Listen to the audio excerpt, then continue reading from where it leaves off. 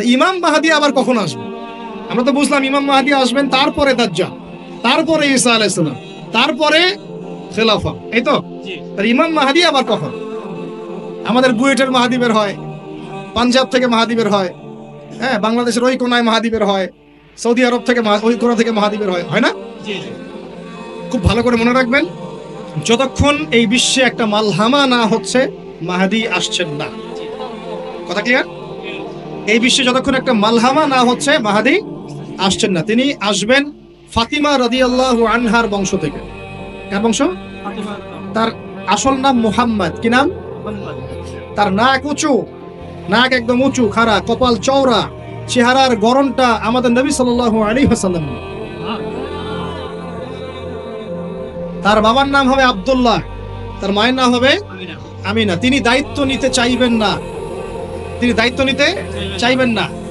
তিনি দায়িত্ব না নেওয়ার জন্য মদিনা থেকে পালিয়ে মক্কায় চলে আসবেন। ভয়ে আমাকে দায়িত্ব দিও না, এই ভয়ে। ও তিনি আরবি ভাষায় কথা বলবেন, বাংলা ভাষায় না। এখনকার মাহাদিরা পাঞ্জাবি ভাষায়, বাংলা ভাষায় কথা বলেন, ঠিক আছে?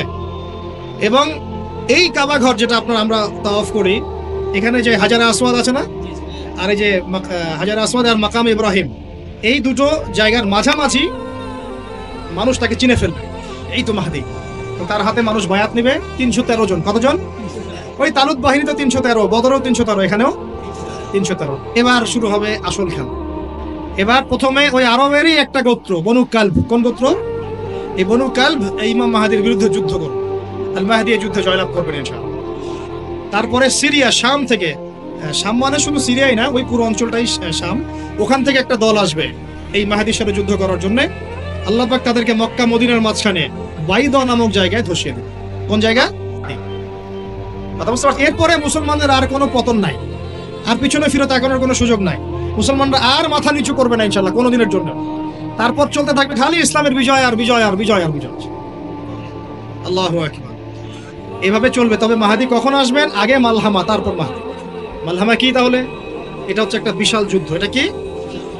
কেমন যুদ্ধ? নবীজি বলেছেন, এই রোমকরা, ইউরোপিয়ানরা তোমাদের সাথে অচিরেই চুক্তি ভঙ্গ করবে এবং 80টা পতাকা নিয়ে তোমাদের বিরুদ্ধে ওরা যুদ্ধ করবে।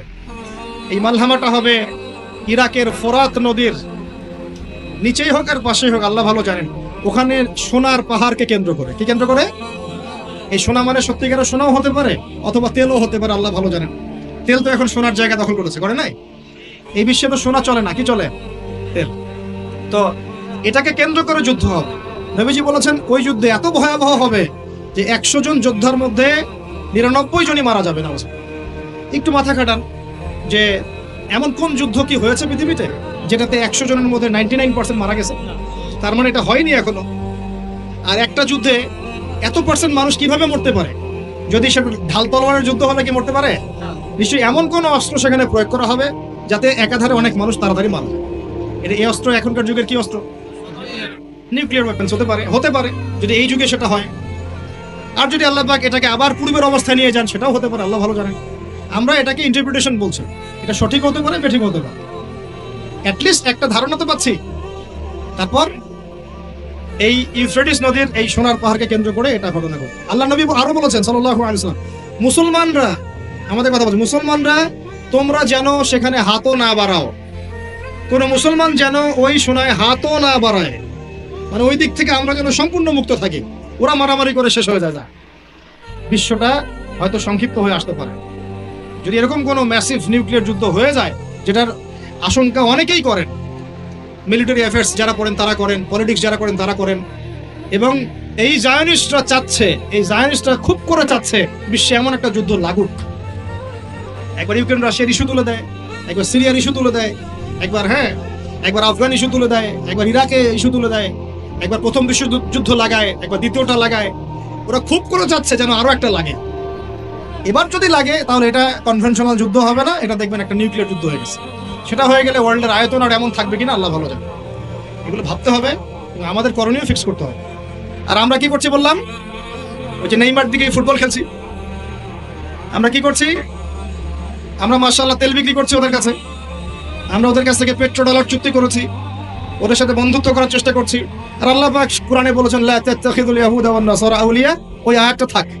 ওটা খালি তেলাওয়াতের জন্য, আমল করার জন্য না। আমার কথা কি বুঝতে পারছেন? ওলামায়ে কেরাম তো নিশ্চয়ই বুঝতে পারছেন। তো এখন আমি যে বললাম যে সুদ ভিত্তিক অর্থনীতির সাথে আমরা যেন সম্পৃক্ত না হই, হারাম না খাই, ঘুষ না খাই, বা হারাম রিজিকে না যাই, তাহলে ইবাদত কবুল হবে না। আদতে আমরা সবাই কোনো না কোনো ভাবে সুদ খাচ্ছি, কারণ পুরো সিস্টেমটাই সুদ ভিত্তিক। এখন এখান থেকে আমাদের উদ্ধারের পথ কি? একটা আয়াত আমি বলতে চাই, যেটাতে আপনি আশ্বস্ত হবেন কিছুটা। আল্লাহ পাক বলেছেন সূরা তালাকের মধ্যে, ফাত্তাকুল্লাহা মাস্তাতা'তুম, ফাত্তাকুল্লাহা মাস্তাতা'তুম, তোমরা সাধ্যমতো আল্লাহকে ভয় করো। মানে ইচ্ছা করে আপনি সুদের সাথে সম্পৃক্ত হবেন না, অনিচ্ছাকৃত যদি লেগে যায় গায়ে ছিটা ফোটা, আল্লাহ মাফ করে দিবেন ইনশাআল্লাহ। তাহলে ভাই আমরা যে মুসলিম পরিবারে জন্ম নিয়েছি, শুকরিয়া আদায় করতে হবে কিনা? তাহলে নামাজ পড়বো কিনা, রোজা রাখবো কিনা, পর্দা করবো কিনা, আমাদের পরিবারকে পর্দা রাখবো কিনা, বাচ্চাদেরকে আমরা কোরআন সুন্নাহ শেখাবো কিনা, আমরা নফল ইবাদত বাড়াবো কিনা, যাকাত দিব কিনা। বাংলাদেশে কিচ্ছু লাগবে না, কোনো বৈদেশিক ঋণেরও দরকার নাই, শুধু আপনারা যাকাত দেওয়া শুরু করেন। আমাদের স্যার আছে এখানে, উনি এই কথাগুলো আর উঁচু লেভেল পর্যন্ত পৌঁছাতে পারবেন, আমরা তো সব জায়গায় পৌঁছাতে পারবো না। কোনো বৈদেশিক ঋণের দরকার হবে না যদি আমি যাকাত দেওয়া শুরু করি। যাকাতের খাত কয়টা? 8টা। কয়টা? 8টা। খাতগুলো খুঁজে খুঁজে বের করেন, মুফতি সাহেবদের সাথে পরামর্শ করেন, দেখেন শুধু যাকাতের টাকা দিয়েই দেখবেন দারিদ্রতা দূর হয়ে গেছে ইনশাআল্লাহ। এটা প্রমাণিত অর্থনীতি, এটা কোনো কাল্পনিক অর্থনীতি নয়। আপনি উমর রাদিয়াল্লাহু আনহুর যুগে খুঁজে খুঁজে কোনো ফকির মিসকিন পাবেন না, পাবেন? উসমান রাদিয়াল্লাহু আনহুর যুগে আপনি খুঁজে খুঁজে মিসকিন পাবেন না। তাহলে তাদের সময় কিভাবে সম্ভব হলো, এখন কেন হয় না? কারণ হচ্ছে আমরা একে তো সুদভিত্তিক অর্থনীতির মধ্যে আছি, 1, 2 আমরা ওই যে পশ্চিমাদের এবং জায়নিস্টদের ঋণের জালে পড়ে গেছি, 2, আর 3 হচ্ছে আমরা যাকাত ছেড়ে দিয়েছি। মাঝে মাঝে আমরা দেই টুকটাক যাকাত, মসজিদে, মাদ্রাসা, এখানে ওখানে, আর মনে করি যে আমি পাক্কা মুসলমান হয়ে গেছি। প্রথম নসিহত আজকের, আল্লাহ পাক আমাকে আমল করার তৌফিক দান করুন, আপনাদের সবাইকে তৌফিক দান করুন। উদখুলু ফিস সিলমি কাফা, তোমরা পরিপূর্ণরূপে ইসলামে প্রবেশ করো। যতদিন পর্যন্ত আমরা পরিপূর্ণ মুসলমান না হচ্ছি, পুরো বিশ্বে মাইর খাওয়া বন্ধ হবে না। যে মুসলমান নামাজ পড়ে না, সে কেন মাইর খাবে না আমাকে বুঝান। যে মুসলমানের নৈতিকতা নাই, 10টা টাকার জন্য ঈমান বিক্রি করতে পারে, সে কেন মাইর খাবে না? যে বোন পর্দা করার ফুরসতই পাচ্ছে না, তার কাছে মনে হচ্ছে দেহের প্রদর্শনী মনে হয় এটাই মনে হয় ভালো, তো সে কেন মাইর খাবে না? কেন ধর্ষণের শিকার হবে না আমাকে বুঝান। যখন আমরা হারাম খাচ্ছি, কিভাবে আমাদের দোয়া আরশে আজিমে পৌঁছাবে আমাকে বুঝান। আর যখন আমরা রাষ্ট্রীয়ভাবে, জাতিগতভাবে আল্লাহর হুকুম আহকাম বিধানকে পাশ কাটিয়ে মানব রচিত বিধান চর্চা করছি, আল্লাহর রহমত কিভাবে নেমে আসবে আমাকে বুঝান। আমি বুঝি না ভাই, আমাকে বুঝান। কোন অপশন আছে? একটা বিষয় কান খুলে শুনে রাখেন, আসন্ন সময়গুলোতে এই বিশ্বে শুধুমাত্র ইসলাম থাকবে, আর কিচ্ছু থাকবে না।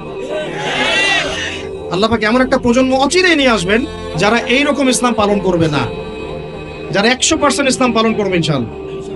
তারা পরিপূর্ণ মুসলমানও হবে, ইসলামও পরিপূর্ণরূপে পালন করবে, আল্লাহর পথে দাওয়াতি কাজও করবে, প্রয়োজন হলে জিহাদও শরীক হবে। তখন দেখবেন ইনশাআল্লাহ এমন একটা প্রজন্ম আসছে, ওই প্রজন্মের কাছে এই জায়নিস্টরা বলেন আর পশ্চিমারাই বলেন, কেউ পেরে উঠবে না ইনশাআল্লাহ।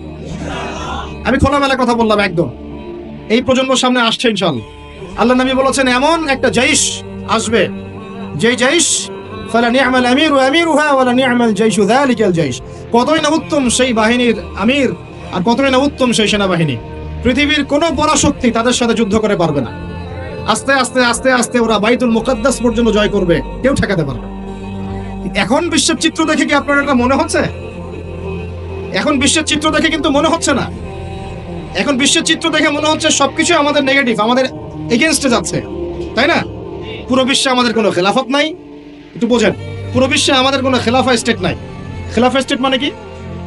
খেলাফা স্টেট মানে ওমর রাদিয়াল্লাহু আনহুর মতো শাসন, আল্লাহর রাসূলের মতো শাসন, উসমান, আবু বকর, আলীর মতো শাসন রাদিয়াল্লাহু আনহুম আজমাইন।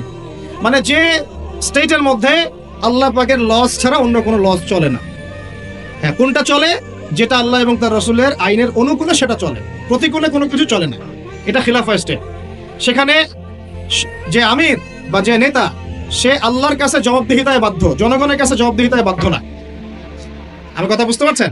সেখানে বেশিরভাগ মানুষ কি বললো সেটা বড় কথা না, আল্লাহ এবং তার রাসূল কি বললেন সেটা বড় কথা।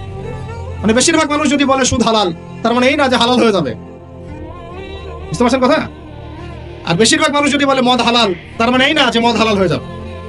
মনে করে আপনি ভোটাভুটি দিচ্ছেন, ভোটাভুটি করছেন, এখানে বেশিরভাগ বললো যে মদ হালাল হোক, খাওয়া যাবে, ভালোই তো, হ্যাঁ, বেপরদায় চললে ভালোই, আমরা মেয়ে থেকে দেখতে পারলাম, নাউজুবিল্লাহ। তারপরে সুদ হালাল হলে কি সমস্যা, সবাই খেয়ে আমরা খেলে কি সমস্যা? তো এখন বেশিরভাগ রায় এদিকে পড়লো, আর এই 10-5টা মুসলিম মিসকিন তারা বলছে না এগুলো হারাম। খিলাফ এস্টেট মানে হচ্ছে ওই 10 জন মানুষের রায় গ্রহণযোগ্য হবে, এই 100 জনেরটা হবে না। কথা বুঝতে পারছেন কি পারছেন না?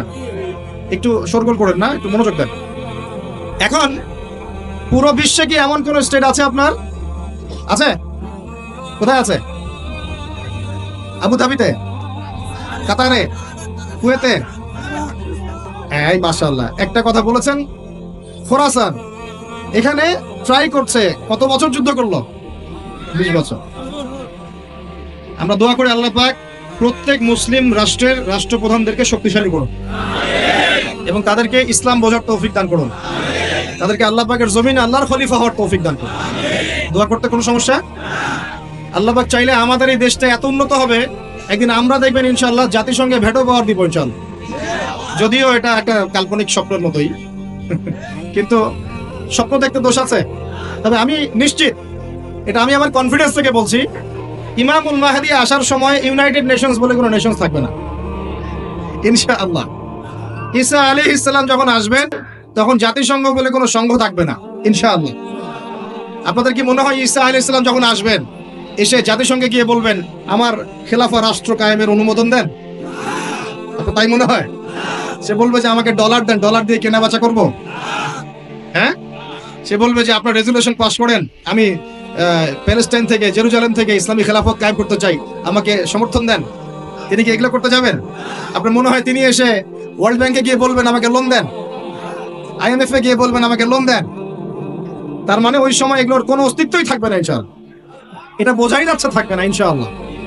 আমি কি বলবো আমি জানি না, কিভাবে বললে আপনারা বুঝবেন তাও জানি না, আর আমিও জানি না এসব বলে কি হবে।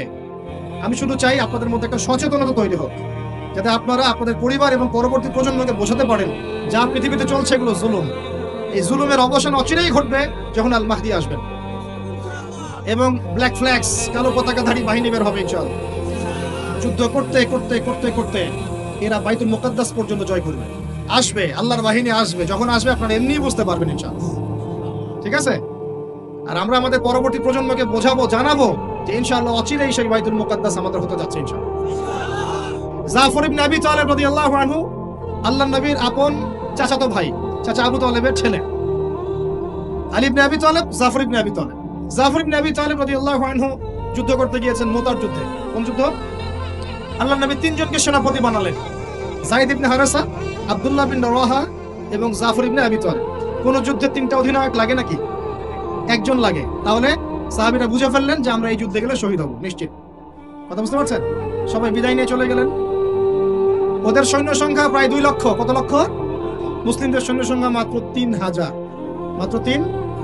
আল্লাহ নবী বললেন যদি যায়েদ ইবনে হারেসা শহীদ হয়, আব্দুল্লাহ বিন রওয়াহা তুমি পতাকা নিয়ে নিও। আব্দুল্লাহ বিন রওয়াহা যদি শহীদ হয় তাহলে জাফর তুমি পতাকা নিয়ে নিও। জাফরও যদি শহীদ হয় তাহলে তোমাদের মধ্যে কোনো একজনকে তোমরা আমির বানিয়ে নিও। পরে আমির বানানো হয়েছিল সাইফুল্লাহিল মাসলুল খালিদ বিন ওয়ালিদ রাদিয়াল্লাহু আনহু, এবং তার হাতেই বিজয়টা হয়েছিল। পরে 3000 সৈন্য নিয়ে তিনি 2 লক্ষ সৈন্য ঠেকিয়ে দিয়েছেন। সুবহানাল্লাহ। জাফর রাদিয়াল্লাহু আনহু যখন শহীদ হন, প্রথমে তার ডান হাত পড়ে যায়। ওই যে দেখছেন না, এক বাবা হাত নিয়ে ঘুরছে বাচ্চার, আরেক হাত খুঁজে পায় না, দেখছেন না আপনারা? ডান হাত পড়ে গিয়ে বাম হাত দিয়ে তরোয়াল চালানো শুরু করলেন। ওই যুদ্ধ তখন সত্যিকারের যুদ্ধ ছিল, এই তোমাদের মতো কাপুরুষের যুদ্ধ না যে 100 মাইল দূর থেকে মিসাইল ছুড়বো আর এখান থেকে আমি ঠাস করে মরে যাবো।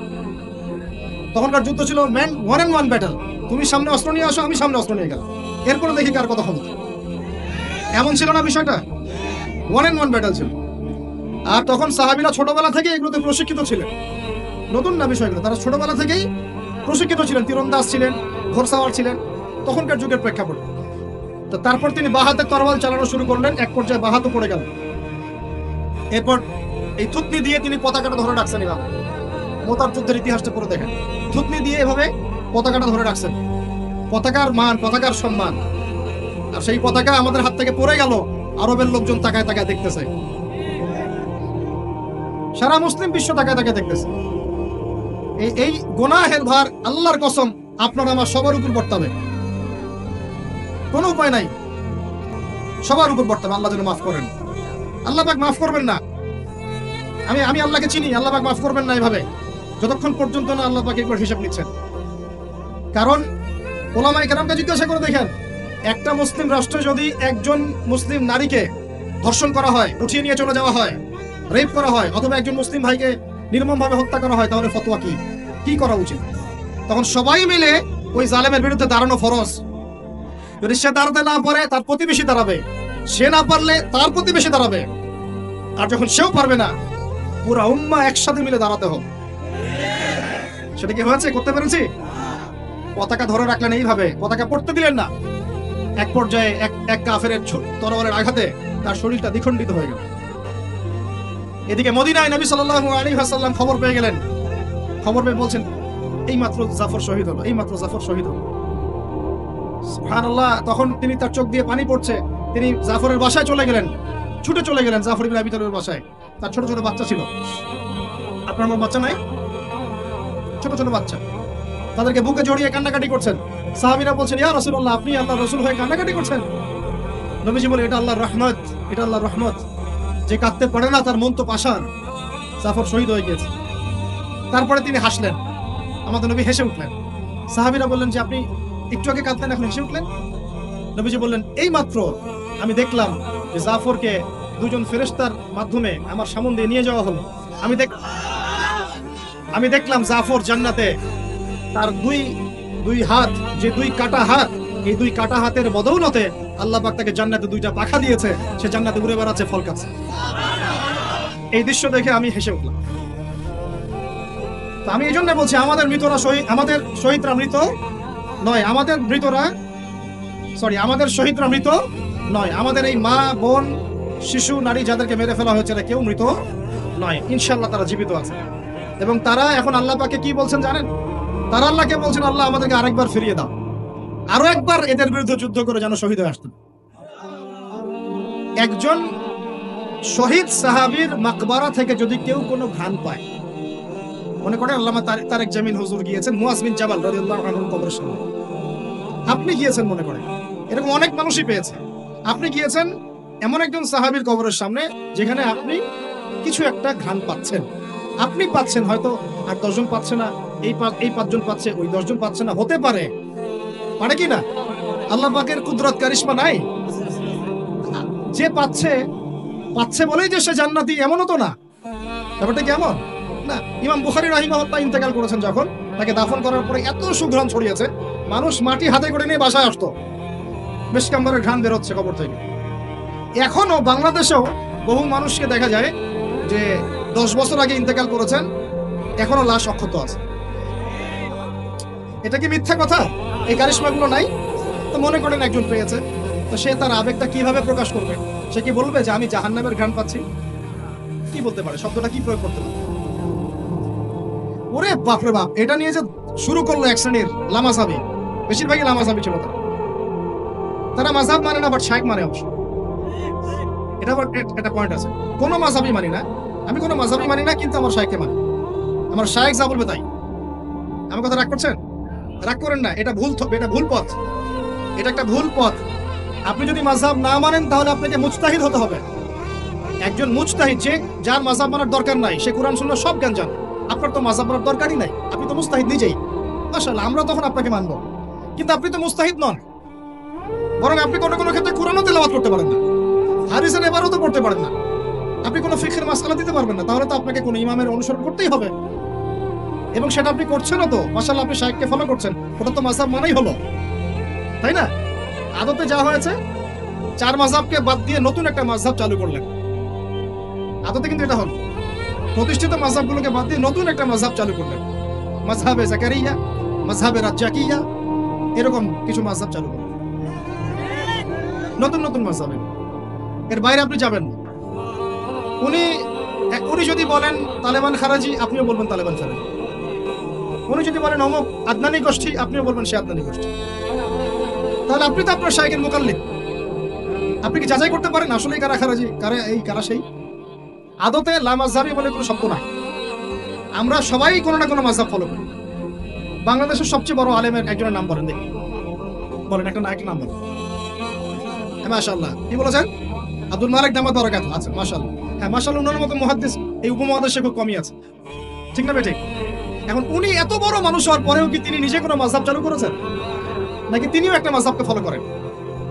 এখন আপনি আমি তো কোরআনই পড়তে পারি না, হাদিসও বুঝি না, মাসলা মাসাইলও জানি না, ফিকহও বুঝি না, 2-3-4টা চটি বই পড়ে আপনি মুস্তাহিদ হয়ে গেলেন? মূলত এটা হয়ে গেল শায়েখ পূজা। কি হলো? আপনি কোনো শায়েখকে ফলো করেন, আমি আপনাকে দোষ দিচ্ছি না, নেগেটিভ বলছি না, কিন্তু আপনাকে লিবারাল থাকতে হবে, ওপেন মাইন্ডেড হতে হবে। এমন না যে সে যদি ভুল বলে সেটাই মেনে নেবেন। এখন মূল কথাটা আসেন, এই যে শুরু করলো ঘ্রাণ জান্নাতের ঘ্রাণ পেয়েছে, আরে বাপরে বাপ, জান্নাতের ঘ্রাণ দুনিয়া থেকে পাওয়া যায় না, এই সেই। তখন মনে হচ্ছিল যে আল্লাহ, এই মিডিয়াগুলোর চাইতে আমাদের বড় শত্রু মনে আর কেউ নাই। ঠিক আছে, নামাজের আপনাকে গুরুত্ব বোঝাচ্ছিলাম, যে কোনো মক্তবে হোক, মাদ্রাসায় হোক, ওলামায়ে কেরাম এগুলো বোঝান, আমাদেরকে শিখিয়েছেন ছোটবেলায়। যখন নামাজ পড়বা তখন প্রত্যেকটা সেন্টেন্স সুন্দর করে বলো যে ইয়্যাকা না'বুদু ওয়া ইয়্যাকা নাস্তাঈন, স্পষ্ট করে সুন্দর করে বলো, তাড়াহুড়া করো না। এখন আপনি মনে করেন বলছেন ইয়্যাকা না'বুদু ওয়া ইয়্যাকা নাস্তাঈন, এখানে কানা বলে কোনো শব্দ আছে? বলেন তো, কথাটা বুঝেন কি? শব্দটা ইয়্যাকা, শব্দটা কি? ইয়্যাকা একটা শব্দ, না'বুদু একটা শব্দ, ওয়া ইয়্যাকা একটা শব্দ, নাস্তাঈন একটা শব্দ। তো আপনি পড়ছেন ইয়্যাকা না'বুদু, ইয়্যাকা না'বুদু, এই কানা মানে আবার কে? শব্দটা হচ্ছে ইয়্যাকা না'বুদু, এই তো, ইয়্যাকা না'বুদু ওয়া ইয়্যাকা নাস্তাঈন। এখন আমাদেরকে শেখানো হচ্ছে, ছোটবেলা থেকে শিখেছি আমরা, যে সুন্দর করে তারতিলের সাথে কোরআন তেলাওয়াত করবে, যাতে প্রত্যেকটা শব্দের পার্থক্য বোঝা যায়। আপনি বলছেন, ধরেন কথার কথা, আপনি বলছেন, আমি বলছি আল্লাহু আকবার, আল্লাহু আকবার। এখন কেউ বলছে আল্লাহু আকবার, আল্লাহু আকবার, তো শব্দটা কি হু আকবার না আল্লাহু আকবার? একটা সৌন্দর্য আছে না? এইটাই বুঝাচ্ছিলাম যে সামি আল্লাহু লিমান হামিদা, সামি আল্লাহু লিমান হামিদা। এর বাপরে বাপ, কি দিয়ে শুরু করবো? তখন মনে হচ্ছে সংসদে বিল পাস করা খালি বাকি রাখছে, এটা সংসদ পর্যন্ত নিয়ে যাবে, এটা মনে হচ্ছিল আমার কাছে। হায় রে বাঙালি জাতি! ভাই, মূল কথা আজকের লেকচারের, পুরো বিশ্বে আমাদের অবস্থা ভালো না, মূল জায়গায় থাকবেন, শাখা প্রশাখায় যাবেন না। আমাদের মূল জায়গা হচ্ছে পরিপূর্ণ ইসলাম পালন করব, নিজে করব, আমার পরিবারে প্রতিষ্ঠা করব ইনশাআল্লাহ, আমার বাচ্চাদের মধ্যে প্রতিষ্ঠা করব ইনশাআল্লাহ। আমরা ওলামায়ে কেরামের মধ্যে কোনো বিভক্তি সৃষ্টি করব না, আমরা ইস্যু পাগল হব না, আমরা মাজলুমের পক্ষে থাকব, আমরা জালেমের বিপক্ষে থাকব। মুনাফিকদের সাথে কোনো আপোষ নাই, জালেমদের সাথে কোনো আপোষ নাই। আমরা উম্মার ঐক্যের চেষ্টা করব, বিভক্তির দিকে যাব না। আমরা হালাল খাবো, আমাদের উপরে যারাই গভর্নমেন্টে আসুক আমরা আনুগত্য করব, আমরা তাদের সাথে বিদ্রোহে যাব না, তাদেরকে ওয়াজ নসিহত করব, বোঝানোর চেষ্টা করব, এবং জাতিগত ঐক্য ধরে রাখবো। হ্যাঁ, তারা যদি সরাসরি ইসলামের বিরুদ্ধে চলে যায় তখন যা করার তাই করবো, কিন্তু সরাসরি কি তারা ইসলামের বিরুদ্ধে যাচ্ছেন না। অতএব এখানে আমরা কোনো ফাসাদ সৃষ্টি করবো না, কোনো দরকার নাই ভাই। মুসলিম মারামারি করে এগুলো শহীদ না, মুসলিম লাঠি বৈঠা নিয়ে মারামারি করে এগুলো শহীদ হবে না, সাবধান, এটা সঠিক পথ নয়।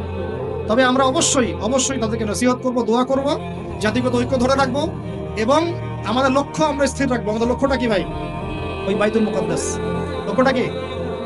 বাইতুল মুকাদ্দাস। ইনশাআল্লাহ পুরো বিশ্ব থেকে আস্তে আস্তে জালেমদের পতন ঘটবে ইনশাআল্লাহ, মাজলুমের রক্ত বৃথা যাবে না ইনশাআল্লাহ। আমাদের শহীদরা মৃত নন ইনশাআল্লাহ, তাদেরকে রিজিক দেওয়া হচ্ছে, আমরা সবাই মন খুলে দোয়া করবো তাদের জন্য। এখন কনক্লুশনে আসো, বিশ্বের এই অবস্থায় আমাদের অবস্থাটা কি একটু দেখাই, তারপর শেষ করে দিই। একটু বসেন, 10টা মিনিট খালি মনোযোগ দেন। আমাদের অবস্থা কি দেখেন? পুরো বিশ্বে কি আমাদের খেলাফা আছে? বললাম নাই। পুরো বিশ্বের অর্থনৈতিক শক্তি আমাদের হাতে আছে? রাজনৈতিক ক্ষমতা আমাদের হাতে আছে? বৈশ্বিক রাজনৈতিক ক্ষমতা আছে? নাই।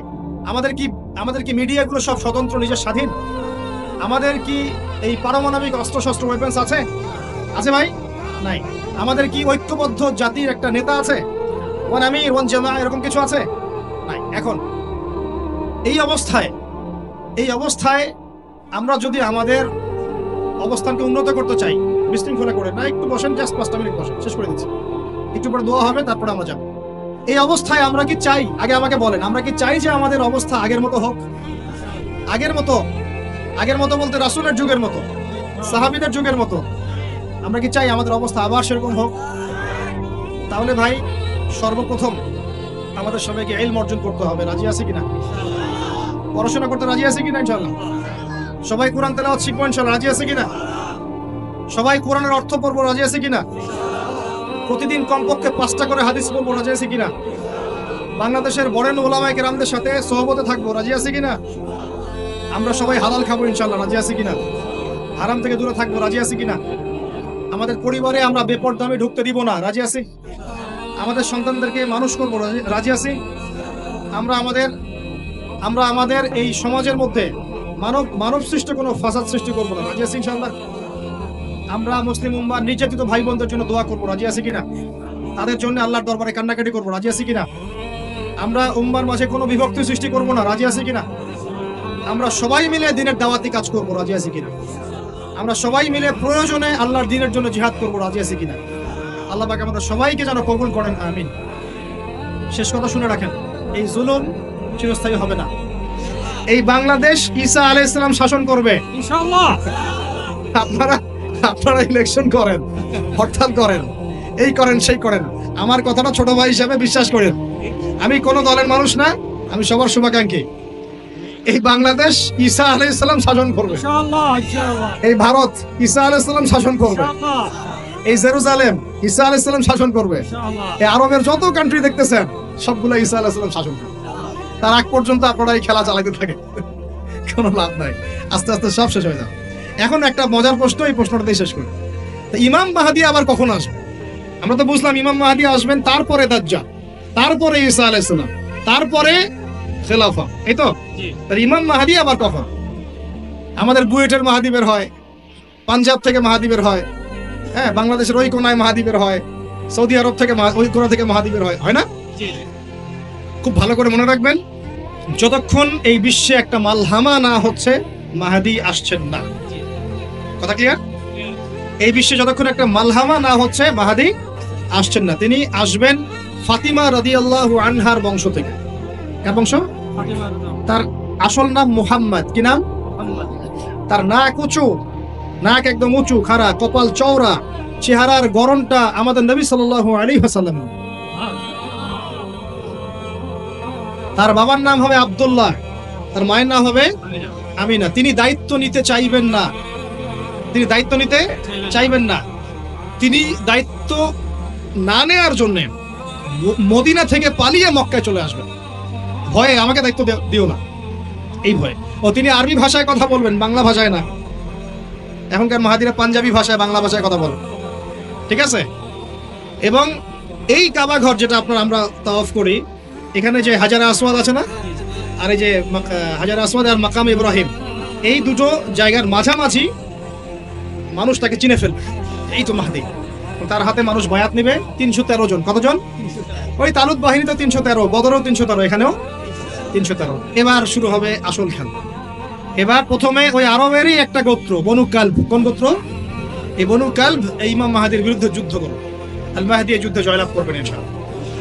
তারপরে সিরিয়া, শাম থেকে, শাম মানে শুধু সিরিয়াই না, ওই পুরো অঞ্চলটাই শাম, ওখান থেকে একটা দল আসবে এই মাহদীর সাথে যুদ্ধ করার জন্য। আল্লাহ পাক তাদেরকে মক্কা মদিনার মাঝখানে বাইদা নামক জায়গায় ধসিয়ে দেবে। কোন জায়গা? এরপরে মুসলমানদের আর কোনো পতন নাই, আর পিছনে ফিরে তাকানোর কোনো সুযোগ নাই। মুসলমানরা আর মাথা নিচু করবে না ইনশাআল্লাহ কোনোদিনের জন্য। তারপর চলতে থাকবে খালি ইসলামের বিজয় আর বিজয় আর বিজয় আর বিজয়। আল্লাহু আকবার। এভাবে চলবে। তবে মাহদী কখন আসবেন? আগে মালহামা, তারপর মাহদী। মালহামা কি তাহলে?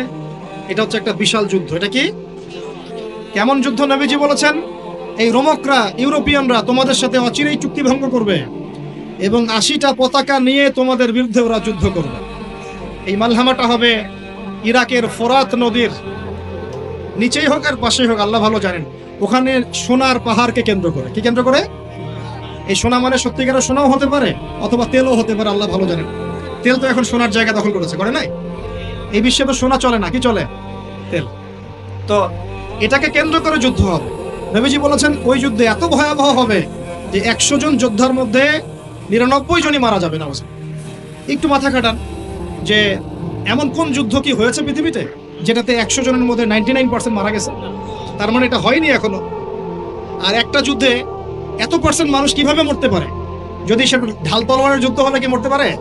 নিশ্চয়ই এমন কোন অস্ত্র সেখানে প্রয়োগ করা হবে যাতে একাধারে অনেক মানুষ তাড়াতাড়ি মারা যায়। এই অস্ত্র এখনকার যুগের কি অস্ত্র? নিউক্লিয়ার ওয়েপন্স হতে পারে যদি এই যুগে সেটা হয়। আর যদি আল্লাহ পাক এটাকে আবার পূর্বের অবস্থায় নিয়ে যান, সেটাও হতে পারে, আল্লাহ ভালো জানেন। আমরা এটাকে ইন্টারপ্রিটেশন বলছি, এটা সঠিক হতে পারে, বেঠিক হতে পারে, অ্যাটলিস্ট একটা ধারণা তো পাচ্ছি। তারপর এই ইউফ্রেটিস নদীর এই সোনার পাহাড়কে কেন্দ্র করে এটা ঘটনা ঘটে। আল্লাহ নবী আরো বলেছেন সাল্লাল্লাহু আলাইহি ওয়াসাল্লাম, মুসলমানরা, আমাদের কথা বলছে, মুসলমানরা তোমরা যেন সেখানে হাতও না বাড়াও, কোন মুসলমান যেন ওই সোনায় হাতও না বাড়ায়, মানে ওই দিক থেকে আমরা যেন সম্পূর্ণ মুক্ত থাকি, ওরা মারামারি করে শেষ হয়ে যায়। বিশ্বটা হয়তো সংক্ষিপ্ত হয়ে আসতে পারে যদি এরকম কোনো ম্যাসিভ নিউক্লিয়ার যুদ্ধ হয়ে যায়, যেটার আশঙ্কা অনেকেই করেন। মিলিটারি অ্যাফেয়ার্স যারা করেন তারা করেন, পলিটিক্স যারা করেন তারা করেন, এবং এই জায়নিস্টরা খুব করে চাচ্ছে বিশ্বে এমন একটা যুদ্ধ লাগুক। একবার ইউক্রেন রাশিয়ার ইস্যু তুলে দেয়, একবার সিরিয়ার ইস্যু তুলে দেয়, একবার আফগান ইস্যু তুলে দেয়, একবার ইরাকে ইস্যু তুলে দেয়, একবার প্রথম বিশ্বযুদ্ধ লাগায়, একবার দ্বিতীয়টা লাগায়। ওরা খুব করে চাচ্ছে যেন আরো একটা লাগে। এবার যদি লাগে তাহলে এটা কনভেনশনাল যুদ্ধ হবে না, এটা দেখবেন একটা নিউক্লিয়ার যুদ্ধ হয়ে গেছে। সেটা হয়ে গেলে ওয়ার্ল্ডের আয়তন আর এমন থাকবে কিনা আল্লাহ ভালো জানে। এগুলো ভাবতে হবে, আমাদের করণীয় ফিক্স করতে হবে। মাসিহুদ দাজ্জালের অনুসারী হবে এমন এক শ্রেণীর নারী যাদেরকে মুমিন পিতা, ভাই বা স্বামী ঘরে রাখতে পারবে না, তারা বাঁধন ছিঁড়ে বেরিয়ে যাবে। এখন কোন কারণে আপনি তাদেরকে বাসায় রাখতে পারছেন না আপনি চিন্তা করেন, আর দাজ্জাল আসতে কতটুকু বাকি আছে আপনি ভাবেন, ভাবতে বলছি। আরেকটা হাদিস নবীজি বলেছেন, আমি এক শ্রেণীর নারীর কথা বলছি যাদেরকে আমি এখনো দেখি নাই, মানে 1400 বছর আগে তারা ছিল না পৃথিবীতে, তারা আসবে এক সময়, যারা জান্নাতে যাবেও না, জান্নাতের গন্ধ পাবে না, যদিও জান্নাতের গন্ধ 70 বছরের পর থেকে পাওয়া যায়। কারা তারা? নিসাউন কাসিয়াতুন আরিয়া, এমন নারী যারা কাপড় পরেও নগ্ন থাকে, কাপড় পরেছে বাট নগ্ন, কাপড় পরার পরেও শরীরের সমস্ত কাঠামো দেখা যায়, বোঝা যায় জান্নাতে যাবে না, ঘ্রাণও পাবে না। মুইলাতুন মামেলাত, এরা নিজেরাও আকৃষ্ট হয়, অন্যকেও আকৃষ্ট করে। আরেকটা সুসংবাদের হাদিস, এই সব থেকে বের হয়ে যদি মহিলারা আল্লাহ এবং তার রাসূলের আনুগত্য করতে পারে, মাত্র 4টা কাজ করলেই জান্নাত নিশ্চিত। মাত্র 4টা কাজ করলেই মেয়েদের জান্নাত নিশ্চিত ইনশাআল্লাহু আযজা ওয়া জাল। 1 নাম্বার, যদি তারা 5 ওয়াক্ত নামাজ ঠিকঠাক মতো পড়ে। 2 নাম্বার, যদি তারা রমজান মাসের সওম রাখে। এই হামজা এবং ওমর রাদিয়াল্লাহু আনহুমা তাদের ইসলাম কবুল করার পর ইসলামটা শক্তিশালী হওয়া শুরু করলো, দাওয়াত আরো বেশি বেশি ছড়িয়ে পড়লো। যত দাওয়াত ছড়িয়ে পড়ছিল অত্যাচারও তত বাড়ছিল। জুলুম, অর্থনৈতিক বয়কট হোক, সামাজিক নির্যাতন, শারীরিক নির্যাতন, মানসিক নির্যাতন, টর্চার বাড়তে লাগলো। বাড়তে এমন একটা পর্যায়ে চলে গেল যে দুর্বল সাহাবীদেরকে তারা অত্যাচার করা শুরু করলো। সুমাইয়া, তার হাজবেন্ড, তারপরে তার সন্তান বেলাল আল হাবাশি, তারা সবার কথা আপনারা জানেন। এমনকি উসমান রাদিয়াল্লাহু আনহুকেও নির্যাতন করা হয়েছে, আবু বকর সিদ্দিক রাদিয়াল্লাহু আনহুকেও নির্যাতন করা হয়েছে, কেউ বাদ যায়নি। এক পর্যায়ে নবী সাল্লাল্লাহু আলাইহি ওয়াসাল্লামের কাছে এসে সবাই শিকায়াত করতে লাগলো, ইয়া রাসূলুল্লাহ, আপনি দোয়া করেন যেন আল্লাহ পাক জালেমদেরকে ধ্বংস করে দেন। নবীজি তখনও বলছেন, শোনো, নিঃসন্দেহে এই দিন মাশরিক মাগরিব পর্যন্ত পৌঁছে যাবে, ওয়ালাকিন্নাকুম তাস্তাজিলুন, কিন্তু তোমরা খুব তাড়াহুড়া করছো। এত নির্যাতন সহ্য করার পরেও নবীজি বলছেন তোমরা তাড়াহুড়া করছো। আর আমরা দিনের জন্য কি করেছি? খালি ফেসবুকে আর ইউটিউবে বসে বসে কিবোর্ড মুজাহিদ হতে পারলেই সব হয়? মাঠে এসে কাজ করে তারপর দেখাও কত বড় কলিজা আছে তোমার। সমকালীন বিশ্ব নিয়ে কথা বলো, সুদ নিয়ে কথা বলো, রিবা নিয়ে কথা বলো, জিনা নিয়ে কথা বলো, জায়নিস্ট মুভমেন্ট নিয়ে কথা বলো, ইসরায়েলের এগেইনস্টে কথা বলে দেখাও, পশ্চিমাদের এগেইনস্টে কথা বলে দেখাও, তাগুত নিয়ে কথা বলে দেখাও, আল্লাহর জমিন, আল্লাহর দিন প্রতিষ্ঠানে কথা বলে দেখাও, এবং বলার পরে যে ফলাফল আসবে সেই ফলাফলটা ভোগ করে স্বীকার করে জমিনে থেকে দেখাও। তারপর দেখা যাবে কত বড় বক্তা হয়েছে, কত বড় দায়ী হয়েছে, কত বড় আলেম হয়েছে। এরপরে নবী সাল্লাল্লাহু আলাইহি ওয়াসাল্লাম বললেন দুর্বল সাহাবীদেরকে হিজরত করে চলে যেতে। কোথায়? হাবাশায়, আবিসিনিয়ায়। আবিসিনিয়া এখন কোথায় কে বলতে পারবেন? জি, শুকরিয়া, ইথিওপিয়া। মাশাআল্লাহ, ইথিওপিয়ার পাশে ইরিত্রিয়ার একটা জায়গা আছে, দেখেছেন? ইরিত্রিয়ায় ছিল এই হাবাশা। সেখানকার একজন বাদশা ছিল, তার নাম নাজাশী। সে কিন্তু মুসলিম ছিল না, খ্রিস্টান ছিল। আজকের পশ্চিমা বিশ্বের সমস্ত খ্রিস্টানদের জন্য সে রোল মডেল। একজন খ্রিস্টান বাদশা হওয়া সত্ত্বেও তিনি মুসলিম রিফিউজিদেরকে সেখানে আশ্রয় দিয়েছিলেন। নবীজি তার সম্পর্কে বলেছেন, ওই হাবাশায় একজন খ্রিস্টান বাদশা আছে যার রাজ্যে কেউ জুলুমের শিকার হয় না। একজন খ্রিস্টান সম্পর্কে তিনি মন্তব্য করেছিলেন। আর এখনকার জুলুমের কেন্দ্রস্থল হচ্ছে এরা। কোথায় বাদশা নাজাশী মুসলিমদেরকে আশ্রয় দিচ্ছে, আর কোথায় এদেরকে দেখেন সারা মুসলিম বিশ্বে, মুসলিম কান্ট্রি খুঁজে খুঁজে মুসলিমদেরকে হত্যা করছে। কোনো মিল আছে? তিনি ছিলেন প্রকৃত খ্রিস্টান। তিনি পরে ইসলামও কবুল করেছিলেন এবং নবী সাল্লাল্লাহু আলাইহি ওয়াসাল্লাম তার মৃত্যুর পর তার গায়েবানা জানাজার নামাজও পড়েছেন। ইনশাআল্লাহ তিনি জান্নাতে আছেন, আল্লাহ পাক তাকে জান্নাতবাসী করুন। তার রাজ্যে মুসলিমরা নিরাপদে ছিল, এখানে হিজরত করা হলো, অত্যাচার বাড়তে থাকলো। এদিকে মক্কায় 3 বছর মুসলিমদেরকে বয়কট করা হলো, কেউ কথা বলবে না, ব্যবসা বাণিজ্য করবে না, বিয়ে শাদী করবে না, মুসলিমদেরকে টোটালি সামাজিকভাবে বয়কট। শিয়ারে আবু তালেব নামে একটা জায়গা ছিল, সেখানে মুসলিমদেরকে গাছের ছালপাতা খেয়ে 3 বছর থাকতে হয়েছে। 3 বছর, 3 দিন নয়, 3টা বছর। এরপর নবী সাল্লাল্লাহু আলাইহি ওয়াসাল্লামের জীবনে আরো সংকটকালীন সময় আসলো, সেটা হচ্ছে একই বছরে অল্প দিনের ব্যবধানে, 3 দিন বা 7 দিন ব্যবধানে 2 জন বড় বড় মানুষ ইন্তেকাল করলেন। একজন চাচা আবু তালেব, আরেকজন তার প্রিয় স্ত্রী খাদিজা রাদিয়াল্লাহু আনহা। এই 2জন মানুষ মক্কায় তাকে আগলে রেখেছিলেন, নিজেদের মেধা দিয়ে, অর্থ দিয়ে, প্রতিপত্তি দিয়ে, পলিটিক্যাল ক্ষমতা দিয়ে তাদেরকে সমাজের মধ্যে প্রতিষ্ঠিত করে রেখেছিলেন। এই 2জন মানুষ ইন্তেকাল করলেন। নবী সাল্লাল্লাহু আলাইহি ওয়াসাল্লামের মনটা ভেঙে পড়লো, স্বাভাবিক। চাচা আবু তালেব এমন কিছু নাই যে করেন নাই ইসলামের জন্য, শুধু কালিমাটা পড়তে পারেন নাই। আবু তালেব ইসলামের জন্য যা করেছে আমি তার কিঞ্চিত করতে পারি নাই, জানেন? চাচা আবু তালেব শুধু কালিমাটা পড়তে পারেন নাই, তার কথা মনে পড়লে কষ্ট লাগে আমারও। কালিমাটা পড়তে পারেন নাই, কিন্তু ইসলামের জন্য এমন কিছু নাই যে করেন নাই। যখন সমাজের সব মানুষ রাসূলের বিরুদ্ধে, তখন তিনি তার ভাতিজাকে আগলে রেখেছিলেন। বলতেন যে তারা তোমার দিকে আসতে পারবে না দলে দলে যতক্ষণ আমি আবু তালেব দাফন হচ্ছি না মাটির তলে। আর রাহিকুল মাকতুম কবিতার বইটা পড়ে দেখেন, ওরা তোমার দিকে আসতে পারবে না দলে দলে যতদিন আমি আছি আবু তালেব দাফন হচ্ছি না মাটির তলে, এভাবে কবিতা লিখেছেন। চাচা ইন্তেকাল করলেন। ওই সময় আল্লাহ পাক নবী সাল্লাল্লাহু আলাইহি ওয়াসাল্লামের মনকে শান্ত করার জন্য মেরাজে নিয়ে গেলেন, সুবহানাল্লাহ। এবং এই সমস্ত বিষয় দেখে এসে নবী সাল্লাল্লাহু আলাইহি ওয়াসাল্লামের কলিজা ঠান্ডা হয়ে গেল। এর আগেও একটা ঘটনা ছিল, নবীজিকে তায়েফে যেতে হয়েছে। মক্কার মানুষ ইসলাম কবুল করছে না, তিনি তায়েফে গিয়েছেন। ওখানে 3 জন বড় বড় লিডার ছিলেন। একজনের নাম হচ্ছে আব্দে ইয়ালাইল, আব্দে মাসউদ, হাবিব বিন আমর। অনেকদিন আগে পড়েছি ভাই, মুখস্থ বলছি, এই জন্য হয়তো একটু সময় লাগছে, সবর করেন। আব্দে ইয়ালাইল, আব্দে মাসউদ, হাবিব বিন আমর, এই 3 জন বড় বড় নেতা ছিল তায়েফে। তারা এত প্রতিপত্তি সম্পন্ন ছিল যে তারা যদি ইসলাম কবুল করতো তাহলে মক্কার বিপরীতে তায়েফ একটা শক্তি হতো। বুঝতে পারছেন? Political affairs. তারা ইসলাম কবুল করলো না, বরং পাথর নিক্ষেপ করে নবী সাল্লাল্লাহু আলাইহি ওয়াসাল্লামের মাথা রক্তাক্ত করলো, রক্ত দিয়ে তার জুতা পর্যন্ত আটকে গিয়েছিল সাল্লাল্লাহু আলাইহি ওয়াসাল্লাম।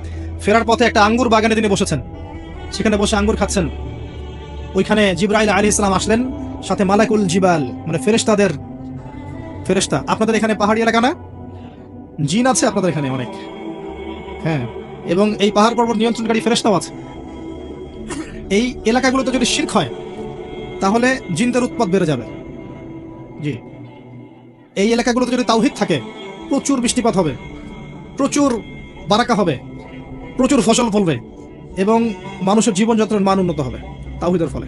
যদি শিরক বাড়তে থাকে, যেটা বাড়ছে আপনাদের এলাকাগুলোতে, আমরা জানি বাড়ছে, এটাকে বাড়তে দিয়েন না। ইসলামের প্রচার করেন, অমুসলিমদের মাঝে ইসলামের প্রচার করেন, ইসলামের সৌন্দর্য তুলে ধরেন, ধরে অমুসলিমদেরকে ইসলামের দিকে নিয়ে আসেন, নাহলে অনেক দেরি হয়ে যাবে, পরে বিপদ আসলে সামলাতে পারবেন না। আল্লাহ পাক ইসলামের প্রচার করার তৌফিক দান করুন। আল্লাহর জন্য মুখলেস ভাবে দিনের প্রচার করেন। একটা মানুষ যদি আপনার কথা শুনে অমুসলিম থেকে ইসলাম কবুল করে, শত শত লাল উট আল্লাহর রাস্তায় কুরবানি করার চেয়ে বেশি নেকির কাজ হবে। তারপরে এই মালাকুল জিবাল এবং জিবরাইল আলাইহিস সালাম, জিবরাইল আলাইহিস সালাম প্রস্তাব দিচ্ছেন, আপনার সাথে তায়েফবাসী যা করেছে আমরা দেখেছি, যদি আপনি চান 2 পাহাড়ের মাঝখানে তায়েফকে ফেলে পিষে দিব। রাহমাতুল লিল আলামিন তিনি বলছেন, বাল আরজু, বরং আমি আশা করি, আইয়ুখরিজাল্লাহু মিন আসলামিহিম কওমান, আল্লাহ পাক এদের ঔরস থেকে এমন কওম বের করে নিয়ে আসুক, আল্লাযীনা ইয়াবুদুন আল্লাহ, যারা আল্লাহর ইবাদত করবে, ওয়ালা ইউশরিকুনা বিহি শাইআ, যারা আল্লাহর সাথে কাউকে শরীক করবে না। চিন্তা করতে পারেন, এত মার খাওয়ার পরেও তাকে অপশন দেওয়া হচ্ছে, আপনি বলেন যদি চান পিষে ফেলবো। ফেরেশতা এসে বলছেন, তিনি বলছেন, আমি বরং আশা করছি আল্লাহ পাক এদের ঔরস থেকে এমন সম্প্রদায়কে বের করে নিয়ে আসুন যারা আল্লাহর ইবাদত করবে, তার সাথে কাউকে শরীক করবে না। সাহাবী আবু হুরায়রা রাদিয়াল্লাহু আনহু নাম শুনেছেন? কতগুলো হাদিস বর্ণনা করেছেন তিনি? কত হাজার বলেন? আরো বেশি। এই সাহাবী এই তায়েফ গোত্রের পরবর্তী জেনারেশনের একজন, জানেন? ওই দিন যদি নবী সাল্লাল্লাহু আলাইহি ওয়াসাল্লাম বদদুয়া করতেন, আমরা আজকে আবু হুরায়রাকে পেতাম না রাদিয়াল্লাহু আনহু। যাই হোক, এরপরে ইসলামের টার্নিং পয়েন্ট, এই যে দিন প্রতিষ্ঠার দিকে যাচ্ছে এবার, এই 13 বছর প্রায় শেষের দিকে, 10ম বছরে গিয়ে ওই যে ইয়াসরিব, ইয়াসরিব মানে কি? মদিনা। ওখান থেকে 6 জন যুবক আসলেন। কয়জন? তারা আগে থেকে জানতেন যে শেষ জামানে একজন নবী আসবে। কিভাবে জানতেন? ওই ইয়াসরিবে ইহুদিরা ছিল। কারা ছিল? ইহুদিরা ছিল। আচ্ছা, ইহুদিরা ওখানে কি করছিল? একটা ভালো প্রশ্ন, কিন্তু ওর অপেক্ষায় ছিল যে শেষ নবী কখন আসবে। যখন সে এসেছে তারা তাকে স্বীকার করে নাই। পরে বলেছে আমাদের মধ্য থেকে হবে, ওদের মধ্য থেকে নয়। যাই হোক, এই ইহুদিরা প্রচার করেছিল যে শেষ জামানে একজন নবী আসবেন, যিনি এই জাজিরাতুল আরবে আল্লাহর দ্বীনকে প্রতিষ্ঠা করবেন। ওই 6 জন যুবক এই কথা শুনেছিল। তারা যখন হজের মৌসুমে মক্কায় এসেছে, মক্কায় কিন্তু তখন হজও চলতো, বিকৃত হজ, এই হজ না, বিকৃত হজ। তারা দাবি করতো আমরা ইব্রাহিম আলাইহিস সালামের সেই সুন্নাহ ফলো করছি, নাউযুবিল্লাহ, ওটা সেই সুন্নাহ ছিল না। এই 6 জন রাতের অন্ধকারে নবী সাল্লাল্লাহু আলাইহি ওয়াসাল্লাম তাদেরকে দাওয়াত দিলেন যে আমি শেষ নবী, আমার কাছে কোরআন এসেছে। তিনি কোরআন তেলাওয়াত করে শোনালেন। এই 6 জন বলছে, যাদের নেতার নাম আসআদ বিন জুরারাহ রাদিয়াল্লাহু আনহু, তিনি বলছেন যে আমরা ইহুদিদের কাছে শুনেছি আপনি শেষ জামানে একজন নবী আসবেন, আপনি কি সেই নবী? তিনি বলছেন হ্যাঁ, আমি সেই নবী। তিনি কোরআন তেলাওয়াত করে শোনালেন। তাদের মনের মধ্যে আল্লাহ পাক ঈমান নাজিল করলেন, তারা ইসলাম কবুল করলো, বলে সুবহানাল্লাহ। তারা ফিরে গেল, মদিনায় ফিরে গিয়ে আরো দাওয়াতি কাজ করতে লাগলো। করতে করতে ঠিক তার পরের বছর আরো 6 জন, মোট 12 জনকে নিয়ে নবী সাল্লাল্লাহু আলাইহি ওয়াসাল্লামের কাছে এসে হাতে হাত রেখে ইসলামের বায়াত করে চলে গেল। যাওয়ার সময় তারা বলল, ইয়া রাসূলুল্লাহ, একজন সাহাবীকে আমাদের সাথে দিন, যিনি আমাদের সাথে মদিনায় গিয়ে দ্বীনের প্রচার করবে। নবীজি একজন সাহাবীকে সিলেক্ট করলেন, তার নাম মুসআব বিন উমাইর রাদিয়াল্লাহু আনহু। তাকে পাঠিয়ে দেওয়া হলো তাদের সাথে। মুসআব বিন উমাইর ধনির দুলাল ছিলেন, এত দামি পারফিউম ইউজ করতেন, সুগন্ধি, যেটা আরবের কারো কাছে ছিল না। ইসলাম কবুল করার পরে এক কাপড়ে দিনরাত পার করেছেন। তিনি যখন উহুদের মাঠে শহীদ হন, তাকে দাফন করার জন্য কাপড় পাওয়া যায় নাই, ইখজির নামক ঘাস দিয়ে তাকে দাফন করা হয়েছে। মুসআব বিন উমাইর রাদিয়াল্লাহু আনহু, তাকে পাঠানো হলো। তিনি গেলেন এবং 1 বছরের দাওয়াতি কাজের মাধ্যমে 75টা পরিবারকে তিনি ইসলাম কবুল করালেন, সুবহানাল্লাহ। এবং এই পরিবারের সদস্যরা সবাই পরের বছর আসলো মক্কায়, এসে নবীর হাতে হাত রেখে বায়াত করলো। এবং 2 জন নারীও ছিল এখানে, 2 জন নারীও ছিল সাহাবী। এই 75 জন ইসলাম কবুল করলো, 75টা ফ্যামিলি। এবং নবী সাল্লাল্লাহু আলাইহি ওয়াসাল্লাম তাদেরকে কিছু শর্ত দিলেন। আল্লাহর সাথে শিরক করবে না, ঠিক আছে। তোমরা জিনা করবে না, ঠিক আছে। সন্তানকে হত্যা করবে না, করব না। তোমরা সৎ কাজের আদেশ করবে, অসৎ কাজে নিষেধ করবে, ঠিক আছে। তোমরা সত্য কথা বলবে, সত্য প্রচার করতে নিন্দুকের নিন্দার পরোয়া করবে না, ঠিক আছে। এবং আমি যখন তোমাদের কাছে যাব হিজরত করে, আমাকে এমন ভাবে হেফাজত করবে যেমন করে তোমরা তোমাদের স্ত্রী সন্তানদেরকে হেফাজত করো। তারা বলে ঠিক আছে, কিন্তু ইয়া রাসূলুল্লাহ ফামা লানা ইদা ফাআলনা যালিক, হে আল্লাহর রাসূল সাল্লাল্লাহু আলাইহি ওয়াসাল্লাম, আমরা যদি এই কাজগুলো করি তাহলে কি পাবো আমরা? নবী সাল্লাল্লাহু আলাইহি ওয়াসাল্লাম বলছেন আল জান্নাহ, তোমরা জান্নাত পাবে। এর পরের বছর নবী সাল্লাল্লাহু আলাইহি ওয়াসাল্লাম সাহাবীদেরকে নিয়ে হিজরত করলেন। আগে সাহাবীদেরকে পাঠিয়ে দিলেন, তারপর তিনি হিজরত করলেন। হিজরত করার পরে মদিনায় একটা ইসলামিক স্টেট গড়ে উঠলো। এখন কিন্তু আমরা মক্কায় নাই, কোথায় এখন? মদিনায়। মদিনায় রাষ্ট্রের সবগুলো সংজ্ঞা পূরণ হলো। এখানে জনসংখ্যা আছে, এখানে ভূখণ্ড আছে, এখানে সভরেন্টি সার্বভৌমত্ব হলো, এবং টোটালি একটা গভর্নমেন্ট গড়ে উঠলো, যার প্রেসিডেন্ট স্বয়ং মুহাম্মদ সাল্লাল্লাহু আলাইহি ওয়াসাল্লাম। সেখানে পুরো দায়িত্ব তার কাঁধে। আনসার এবং মুহাজির সাহাবীদের মধ্যে তিনি ভ্রাতৃত্বের বন্ধন স্থাপন করলেন। এবং অমুসলিম যারা ছিল, ইহুদি এবং অন্যান্য যারা, তাদের সাথে চুক্তি হলো, যেটাকে আমরা মদিনা সনদ বলি। এভাবে রাষ্ট্র এগিয়ে যেতে লাগলো, অর্থনীতি সমৃদ্ধ হতে লাগলো। সারিয়া অভিযান শুরু হলো, সামরিক বাহিনী গঠন করা হলো, প্রশিক্ষণ দেওয়া হলো, সবকিছু করা হচ্ছে একটা রাষ্ট্রে যা যা লাগে। এর পরের বছর আবু সুফিয়ানের কাফেলাকে কেন্দ্র করে বদরের যুদ্ধ হয়ে গেল, যেটা আপনারা জানেন। মাত্র 313 জন, ওদের 1000 জন। এই যুদ্ধে আল্লাহ পাক ফেরেশতা নামিয়ে সাহায্য করে মুসলিমদেরকে জয় দিলেন, সুবহানাল্লাহ। 70টা বড় বড় কাফের শেষ। আবু জেহেল, আবু জেহেল, উতবা, সাইবা, আপনার উমাইয়া বিন খালাফ, সবগুলো শেষ। শোনা করতে বলা হয়েছে। প্রথমটা কি ছিল? ইকরা। আপনার উপর, আপনার আমার সবার প্রতি নসিহত। সমাজ পরিবর্তন করতে চাইলে, সমাজে জাহিলিয়াত দূর করতে চাইলে, রাসূলের সুন্নাহ মাফিক সমাজে জাহিলিয়াত দূর করতে চাইলে প্রথমে পড়াশোনা করতে হবে, এর কোনো বিকল্প নাই। যুবকদের সবচেয়ে বড় চ্যালেঞ্জ এখন পড়াশোনা করা। আমাদের জেনারেশনের সবচেয়ে বড় চ্যালেঞ্জ পড়াশোনা করা। প্রচুর পড়াশোনা করতে হবে। কোরআন, সুন্নাহ, হাদিস, ইসলামের ইতিহাস, ফিকহ, ইসলামিক অর্থনীতি, জিওপলিটিক্স, সিরাত, রাসূলের জীবনী, সাহাবীদের জীবনী, আকীদা, এই সমস্ত সাবজেক্টগুলোকে আপনাকে পড়াশোনা করতে হবে। এর পাশাপাশি আপনি পড়ছেন হয়তো সায়েন্সে বা আর্টসে বা কমার্সে, মেডিকেল সেকশনে, ইঞ্জিনিয়ারিং সেকশনে, এগুলো আপনি অবশ্যই কন্টিনিউ করবেন, ছাড়বেন না। যে যে সেক্টরে আছেন সেখান থেকেই আপনার জ্ঞানকে ইসলামের দিকে কাজে লাগাবেন, পারা যাবে ইনশাআল্লাহ। এটা প্রথম কাজ। এবং এর সাথে হকপন্থী, দুই চোখওয়ালা, নিরহংকার, যাদের মধ্যে হিংসা নাই, বিদ্বেষ নাই, অহংকার নাই, এই শ্রেণীর ওলামায়ে কেরামের কাছে গিয়ে পড়ে থাকবেন, তাদের সোহবত থেকে জ্ঞান নেবেন, পারা যাবে ইনশাআল্লাহ। যাদেরকে দেখে আপনি শিখতে পারবেন। যদি আমার ভিতর ঈর্ষা থাকে, আমাকে দেখে আপনি কি শিখবেন? শেখার কিছু নাই, তাই আমার সোহবতের আপনার প্রয়োজন নাই। যদি কারোর মধ্যে অহংকার থাকে, আপনি তার কাছে কি শিখবেন? কেউ যদি দিনকে দুনিয়ার বিনিময়ে বিক্রি করে খায়, তার কাছে কি আপনি কি শিখবেন? শেখার দরকার নাই। এমন মানুষ খুঁজে বের করেন, এমন আলেম খুঁজে বের করেন যার ভিতরে রিয়া নাই, অহংকার নাই, বিদ্বেষ নাই, হক কথা বলার সাহস আছে, সত্যকে মিথ্যার সাথে মিশ্রিত করে না, সুরসুরি মার্কা দাওয়াত দেয় না, টোটাল ইসলামের দাওয়াত দেয়। চ্যালেঞ্জ গ্রহণ করতে পারে, আল্লাহ দিনের জন্য সফর করতে পারে, সবর করতে পারে, উম্মা দরদি, উম্মাকে নিয়ে চিন্তা করে এবং আইওয়াজ শোডাউন করতে যায় না, আল্লাহর জন্য আল্লাহর পথে কাজ করে, এমন ওলামায়ে কেরামকে খুঁজে খুঁজে বের করে তাদের সাথে থাকেন। আমার কাছে কি পাবেন? কিছু পাবেন না। এ ধরনের মানুষদের কাছে যান, ভালো পাবেন। পড়াশোনা সিলেবাস বলে দিলাম, সোহবতে থাকেন, আত্মশুদ্ধি অর্জন হবে ইনশাআল্লাহ। এটা প্রথম কাজ নবী সাল্লাল্লাহু আলাইহি ওয়াসাল্লামকে করতে বলা হয়েছে। এরপরে কিন্তু বলা হয়েছে কুম ফাআনদির, ওঠো এবং সতর্ক কর। জ্ঞান অর্জন করার পরে না আপনি সতর্ক করতে যাবেন মানুষকে, সতর্ক করো আল্লাহর আযাব থেকে, পরকাল থেকে, জান্নাত জাহান্নামের বিষয়গুলো বলো। এরপরে এবার ধারাবাহিকতায় আসেন। নবী সাল্লাল্লাহু আলাইহি ওয়াসাল্লাম ওহী প্রাপ্ত হওয়ার পরেই দাওয়াতের মাঠে নেমে পড়লেন। তার কাছে আল্লাহর পক্ষ থেকে ওহী আসছে, কোরআন আসছে এবং সুন্নাহ দিয়ে তিনি ব্যাখ্যা করছেন। সাহাবীদেরকে নিয়ে তিনি দারুল আরকাম, মক্কার দারুল আরকামে বসে বসে দিন শেখাচ্ছেন। প্রথম 3 বছর, কয় বছর? প্রথম 3 বছর তিনি গোপনে গোপনে দাওয়াতি কাজ করতে থাকলেন এবং কাছের মানুষদেরকে দাওয়াত দিতে থাকলেন। কাছের মানুষ খাদিজা রাদিয়াল্লাহু আনহা, আবু বকর সিদ্দিক, উসমান রাদিয়াল্লাহু আনহু, আব্দুর রহমান বিন আউফ, সাআদ ইবনে আবি ওয়াক্কাস, বিলাল আল হাবাশি, আব্দুল্লাহ ইবনে মাসউদ, তারপরে খাব্বাব, আম্মার, ইয়াসির, সুমাইয়া। এই যে কাছের কিছু কিছু মানুষ, জাফর ইবনে আবি তালেব, আলী ইবনে আবি তালেব, এই মানুষগুলো আস্তে আস্তে ইসলাম কবুল করতে থাকলো। প্রথম দিকের যারা মানুষ থাকে তারাই কিন্তু বেশি কাছের হয়, মহব্বতের হয় এবং শক্ত হয়। যখন আপনার অবস্থান ভালো হয়ে যাবে, কোটি কোটি মানুষ আপনার সাথে আসতে পারে, সবাই সমান নয়। যখন আপনার সাথে কেউ ছিল না, তখন যারা ছিল এরাই আপনার আপন। কথা কি বুঝতে পারছেন? যখন আপনার সাথে কেউ ছিল না, তখন যারা আপনার পাশে ছিল এরাই আপনার প্রকৃত মানুষ।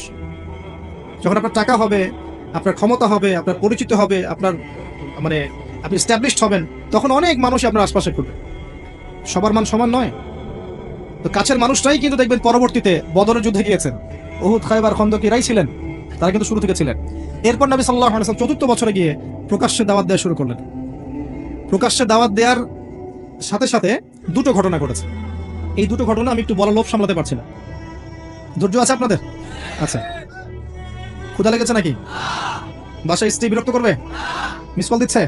তাহলে বসে থাকেন। 1 নাম্বার ঘটনা, নবী সাল্লাল্লাহু আলাইহি ওয়াসাল্লাম কাবা ঘরে নামাজ পড়ছেন। আবু জেহেল, নাম শুনেছেন? আবু জেহেল দেখে ফেলেছে, এসে নবী সাল্লাল্লাহু আলাইহি ওয়াসাল্লামকে আঘাত করেছে, একটা ঘুষি দিয়েছিল। আল্লাহ রাসূল সাল্লাল্লাহু আলাইহি ওয়াসাল্লাম কিচ্ছু বলেন নাই। এই দৃশ্যটা দেখেছেন একজন দাসী, দেখে হামজা রাদিয়াল্লাহু আনহু স্বীকার করে ফিরছিলেন। তিনি কিন্তু তখন ইসলাম কবুল করেন নাই, নবীর চাচা, আপন চাচা। হামজা রাদিয়াল্লাহু আনহু আসছেন, তাকে বলছে ইয়া আবু আমারা, ইয়া আবা আমারা, হে হামজা, তার উপনাম ছিল এটা। তুমি যদি দেখতে কিভাবে আবুল হাকাম ইবনে হিশাম মানে আবু জেহেল তোমার ভাতিজাকে গালি দিয়েছে, আঘাত করেছে। হামজা রাদিয়াল্লাহু আনহু বললেন আওয়া ফাআলা হাদা, সত্যি কি সেই কাজটা করেছে? তখন এই দাসী বলছেন ই ওয়া রব্বি, আল্লাহর কসম, সত্যি এই কাজটা করেছে। তখন তিনি ঘোড়া ছুটিয়ে কাবা ঘরে গেলেন, গিয়ে দেখলেন আবু জেহেল দাঁড়িয়ে আছে সবার সামনে, কাবা ঘরের সবার সামনে আবু জেহেলের কলার ধরে তাকে প্রচন্ড জোরে একটা ঘুষি দিয়ে বললেন যে আতাশতুমুনি ওয়া আনা আলা দীনিহি, তুমি কি আমাকে আঘাত করবে? আমি নিজে তার দিনের উপরে আছি। আকুলু মা ইয়াকুল, ও যা বলে, আমার ভাতিজা যা বলে আমিও তাই বলি। রুদ্দাহা ইন ইসতাতা'তা, তোমার যদি ক্ষমতা থাকে এই ঘুষি ফিরিয়ে দিয়ে দেখাও। কে বলেন এই কথা?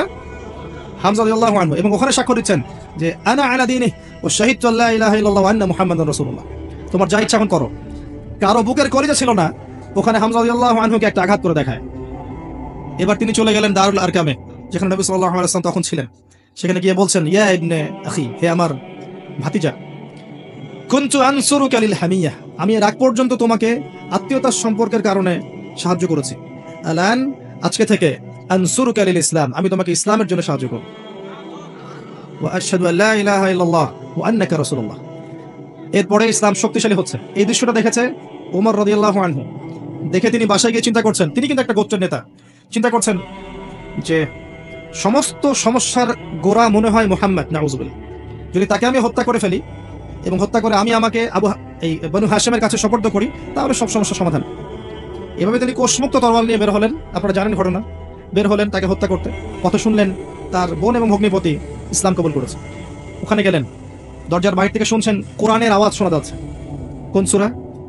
তাহা, মা আনজালনা আলাইকাল কিতাবা লিতাশকা, মা আনজালনা আলাইকাল কুরআনা লিতাশকা ইল্লা তাযকিরাতান লিমান ইয়াখশা তানযীলান মিম্মান খালাকাল আরদা ওয়াস সামাওয়াতিল উলা আর রহমান আলাল আরশি ইস্তাওয়া। এই সূরাটা পড়তে লাগলেন। একটা পর্যায়ে তার চোখ দিয়ে দরদর করে পানি পড়তে লাগলো। তিনি শিক্ষিত যুবক ছিলেন। আরবে তখন খুব কম যুবক পড়াশোনা করতে জানতো, হয়তো 12 জন বা 14 জন, তার মধ্যে উনি একজন ছিলেন। তিনি বুঝতে পারলেন যে এটা আল্লাহর কালাম, এটা মানুষের লিখিত কোনো কাব্য নয়। তিনি তখন তার বোনকে বলছেন, ইয়ামবাগি লিমান ইয়াকুলু হাদা, যে সত্তা এভাবে কথা বলতে পারে, আল্লা ইউবাদা মাআহু গায়রাহু, এটা শোভা পাবে না যে তার সাথে অন্য কারো ইবাদত করা হোক। খুযুনি ইলা রাসূলিল্লাহি ওয়া আসহাবিহি, আমাকে আল্লাহ রাসূল এবং তার সাহাবীদের কাছে নিয়ে চলো। আযহাবু ইলাইহি ওয়া আসলিমু, আমি সেখানে যাব এবং ইসলাম কবুল করব। তাকে নিয়ে যাওয়া হলো। হামজা রাদিয়াল্লাহু আনহু দেখলেন কোষমুক্ত তরবাল নিয়ে তিনি বাইরে, তাকে ভিতরে ঢুকালেন। ঢুকিয়ে বললেন যে আলা তানতাহি হাত্তা ইউনজিল আল্লাহু বিকা কারিয়া, তুমি কি ততদিন পর্যন্ত শান্ত হবে না যতক্ষণ আল্লাহ পাক তোমার উপরে কোনো শাস্তি নাযিল না করছেন? রাসূল সাল্লাল্লাহু আলাইহি ওয়াসাল্লাম তাকে ছাড়তে বললেন। তিনি আসলেন। আমাদের নবীজি কিন্তু আগেই দোয়া করেছিলেন, আল্লাহ দুইজন ব্যক্তির মধ্যে একজনকে আল্লাহ তুমি হেদায়েত দাও, দি ইসলামকে শক্তিশালী করো, হয় আবু জাহেল আবুল হাকাম ইবনে হিশাম অথবা ওমর ইবনে খাত্তাব। ওমর রাদিয়াল্লাহু আনহু স্বচ্ছ সাদা মনের মানুষ ছিলেন, পবিত্র মনের মানুষ, ফ্রেশ। সত্য হলো সত্য, মিথ্যা হলো মিথ্যা, কোনো টালবাহানা নাই। আল্লাহ পাক তাকে কবুল করলেন। তিনি নবী সাল্লাল্লাহু আলাইহি ওয়াসাল্লামের সামনে দাঁড়িয়ে বললেন, ইয়া রাসূলুল্লাহ, হে আল্লাহর রাসূল সাল্লাল্লাহু আলাইহি ওয়াসাল্লাম, জিতুকা উমিনু বিল্লাহি ওয়া রাসূলিহি, আমি আল্লাহ এবং তার রাসূলের প্রতি ঈমানদার হয়ে এখানে এসেছি। ওয়া বিমা জিতা বিহি মিন ইনদিল্লাহ, এবং আপনি আল্লাহর পক্ষ থেকে জানিয়ে এসেছেন তার প্রতি ঈমানদার হয়ে এখানে এসেছি। আশহাদু আল্লা ইলাহা ইল্লাল্লাহ ওয়া আন্নাকা রাসূলুল্লাহ, আমি সাক্ষ্য দিচ্ছি আল্লাহ ছাড়া কোনো মাবুদ নেই এবং আপনি আল্লাহর রাসূল। এরপর তিনি এক একজন মক্কার বড় বড় কাফেরের বাসায় গিয়ে নক করতে লাগলেন, তোমরা কি জেনেছো, হাল আলিমতা আন্নী ক্বাদ আসলাম, তুমি কি জেনেছো আমি ইসলাম কবুল করেছি? আবু জাহেলের বাসায় একবার, উতবার বাসায় একবার, সাইবাদের বাসায় একবার, ওয়ালিদ বিন মুগীরার বাসায় একবার, সবার বাসায় একবার করে গিয়ে বলছেন, শুনেছো আমি ইসলাম কবুল করেছি? সবার মুখে তখন ভয়ে, ওমর ইসলাম কবুল করলে তো সমস্যা। কাবা ঘরে সবার সামনে দাঁড়িয়ে ডাকছেন, ইয়া আইয়ুহান নাস ই'লামু আন্নী ক্বাদ আসলামতু, হে মানব জাতি জেনে রাখো আমি ইসলাম কবুল করেছি। ওয়া ক্বাদ শাহিদতু আল্লা ইলাহা ইল্লাল্লাহ ওয়া আন্না মুহাম্মাদান আবদুহু ওয়া রাসূলুহু। এরপরে তাকে মারা শুরু হলো। 10 জন মিলে তার সাথে পারছে না। একটা পর্যায়ে আদি গোত্রের একজন এসে এই লড়াই থামিয়ে ওমর রাদিয়াল্লাহু আনহুকে বলছেন, আফালা কুনতা কাতামত, হে ওমর তুমি কি চুপ করে থাকতে পারতে না? ইসলাম কবুল করেছো তো কি হয়েছে, চুপচাপ থাকতে, নিজের দিন নিয়ে পালন করতে। এভাবে সবার সামনে পাবলিকলি বলে মার খাওয়ার কি দরকার ছিল? তখন ওমর রাদিয়াল্লাহু আনহু বলছেন, ওয়াল্লাহি, আল্লাহর কসম করে বলছি, লাউ ফাররিকান্নাল হাক্কা মিনাল বাতিল, আমি অবশ্যই সত্য এবং মিথ্যাকে আলাদা করে দিব। কামা ফাররাকাল্লাহু বাইনাল লাইলি ওয়ান নাহার, যেমন করে আল্লাহ রাব্বুল আলামিন রাত এবং দিনকে আলাদা করে দেন। এরপর থেকে তার নাম হয়েছে ওমর আল ফারুক, পার্থক্যকারী। বদরের কূপের মধ্যে 70 জনের লাশ পড়েছিল, 70 জন বন্দী হলো, প্রচুর গনিমতের মাল আমরা পেলাম। প্রথম বিজয়, পুরো বিশ্ব দেখে নিল একটা শক্তি রাইজ করেছে যার সামনে আরবের শক্তি টিকতে পারছে না। নতুন একটা উম্মাহ, নতুন একটা নেশন, নতুন একটা স্টেট, নতুন একটা কমিউনিটি, পুরো বিশ্ব দেখছে এবার তাকিয়ে আছে। তারপরের বছর এরা প্রতিশোধ নিতে আসলো উহুদে। নবীজি স্বপ্ন দেখলেন, যে এই স্বপ্ন দেখছেন তিনি যে অনেকগুলো গাভীকে জবাই করা হচ্ছে। সকালবেলা তাবির করলেন যে আমার কাছের কিছু সাহাবী এই যুদ্ধে শহীদ হবে। যুদ্ধ শুরু হয়ে গেল, যুদ্ধ প্রায় জিতেই গিয়েছে মুসলিমরা। একটা ভুল, ওই 50 জনকে বলেছেন গাছে ওই পাহাড়ের টিলা থেকে নামবে না। তারা মনে করেছে যুদ্ধ শেষ হয়ে গেছে, নেমে এসেছে। পিছন দিক থেকে খালিদ বিন ওয়ালিদ 50 জন ঘোড়সাওয়ারকে নিয়ে এমন আক্রমণ করলো, দুই দিক থেকে মুসলিমরা একদম পিষ্ট হয়ে গেল। পিছন দিক থেকে খালিদ বিন ওয়ালিদ, মুসলিমরা এদিকে সামলাচ্ছে, এদিক থেকে আবার পালিয়ে যাচ্ছিল যারা, এরা আবার ব্যাক করলো, দুই দিক থেকে মুসলিমরা মাঝখানে। মুহূর্তের মধ্যেই 70 জন সাহাবী শেষ, শহীদ হয়ে গেলেন রাদিয়াল্লাহু আনহু।